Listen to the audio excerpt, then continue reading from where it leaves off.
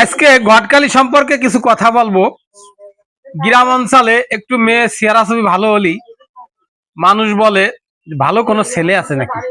ঘটক যারা ভালো ছেলে বলতে কারে বোঝায় ভাই? একটা ছেলে ইসলামের পথে থাকে, নামাজ কালাম পড়ে, মাদ্রাসায় চাকরি করে, মসজিদ ইমামতি করে, সমাজের মানুষ তো একেই ভালো বলে না। গাঁজা খায়, মদ খায়, জুয়ো তাস, এদেরকে তো আর ভালো বলে না। কিন্তু বিয়ে দেওয়ার সময় যদি বলা হয় অমুক জায়গায় একটা ছেলে আছে, মাদ্রাসায় চাকরি করে, ইমামতি করে, এই ছেলের সাথে মায়া দেবেন কিনা? দেয় না, কারণ ৬-৭ হাজার টাকা বেতন পায়, হুজুর, তার নিজের পেট চলবে না, এই লোভে মায়া দেয় না।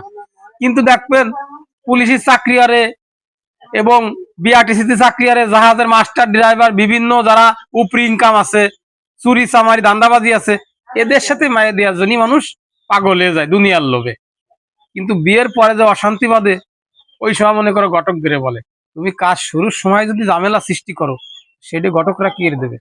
এই জন্যই আমাদের সমাজে গার্জিয়ানরা বলি, ছেলে মেয়ে বিয়ে দেওয়ার সময় ইসলামী এবং দিনরাত দেখে বিয়ে করো।